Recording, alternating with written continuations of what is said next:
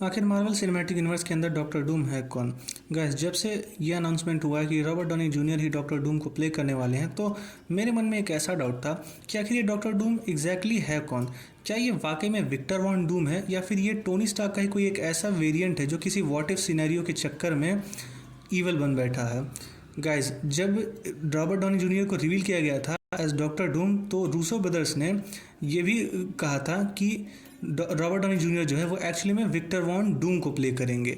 लेकिन ये बात मुझे नहीं लगता सही होने वाली है, क्योंकि मार्वल की एक बहुत ही पुरानी आदत है, जब से एमसीयू बना है वो कॉमिक बुक से कैरेक्टर उठाते हैं, उनके कोर एलिमेंट्स को उठाते हैं और एक एक पुर्जे को इधर उधर ले जाकर जोड़ देते हैं। कहने का मतलब ये है कि वो सारे कोर एलिमेंट्स को बिल्कुल ही रेटकॉन कर देते हैं। अब उन्होंने कैप्टन मार्वल, जो कि कॉमिक बुक्स में एक मेल था, उसे एमसीयू में एक फीमेल बना दिया। मैं ओरिजिनल मार्वेल की बात कर रहा हूँ, कैरल डैनवर्स की नहीं, वो तो फीमेल ही रहती है। लेकिन जब वो मेल को फीमेल और फीमेल को मेल बना सकते हैं, तो फिर विक्टर वॉन डूम को टोनी स्टार्क का कोई वेरिएंट बताना इसमें कोई गलत बात नहीं लगती है। हालांकि ऐसा होगा या नहीं होगा ये तो मतलब मूवी के रिलीज़ होने के बाद ही हमें पता चलेगा, मुझे ये बात नहीं पता है। मैं भी बस एक अंदाज़ा लगा रहा हूँ, ये बस एक फ़ैन थ्योरी है। लेकिन मेरे मन में बस यही ख्याल है कि अगर ये वाकई में विक्टर वॉन डूम हुआ, तो ये तो बहुत ही सिंपल सी मतलब एक सिंपल कोई सरप्राइज एलिमेंट रह ही नहीं जाएगा इसमें, क्योंकि हम सब जानते हैं कि विक्टर वॉन डूम जो है उसका फैंटास्टिक फोर से आखिर में इतना पुराना रिश्ता क्यों है, आखिर क्यों फैंटास्टिक फोर से, या फिर यूँ कहूँ खासतौर पर रीड रिचर्ड से इतनी ज़्यादा नफरत क्यों करता है।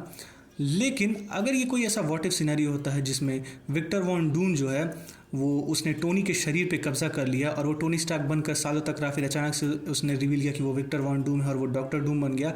हालांकि कॉमिक बुक्स में ऐसी एक चीज़ हो चुकी है जिसमें डॉक्टर डूम जो रहता है वो टोनी की बॉडी पर कब्जा कर लेता है। बेसिकली वो क्या करता है कि टोनी को धोखे से अपनी एक मशीन का यूज़ करके टोनी की बॉडी में अपनी कॉन्शियसनेस को ट्रांसफ़र कर देता है और टोनी के बॉडी पर कंट्रोल जमा लेता है। जिसके बाद वो स्टार्क इंडस्ट्रीज़ को टेक ओवर कर लेता है, हावर्ड स्टार्क को मार देता है।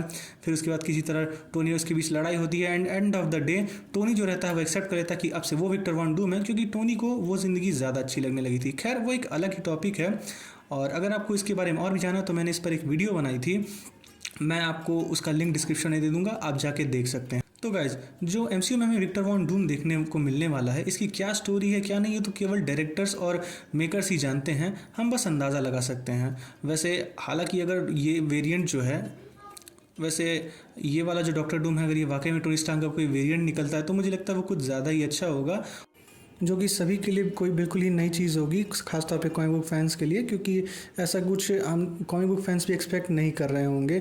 जिस वजह से हर किसी को जो है, चाहे वो पुरानी मूवीज़ के फैंस हो या कॉमिक बुक्स या एनिमेटेड सीरीज़ के फैंस हो, मतलब जो भी किसी भी तरह से डॉक्टर डूम को जानते हैं, उनके लिए भी कुछ नया एक्सपीरियंस होगा और सब इस मूवी को एंजॉय कर पाएंगे।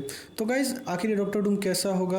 रॉबर्ट डॉनी जूनियर एक्चुअली में विक्टर वॉन डूम को प्ले कर रहे हैं, या हमारे साथ केविन फेइजी क्लिक बेट करवा रहे हैं, या क्या होगा, ये सब तो मूवी रिलीज़ होने पे पता चलेगी। आपको अगर ये वीडियो पसंद आए तो इसे लाइक करिए, शेयर करिए, सब्सक्राइब करिए। हम बहुत ही जल्द मिलेंगे एक और मज़ेदार वीडियो में, तब तक के लिए घर रहिए, सुरक्षित रहिए, एंड थैंक्स फॉर वॉचिंग।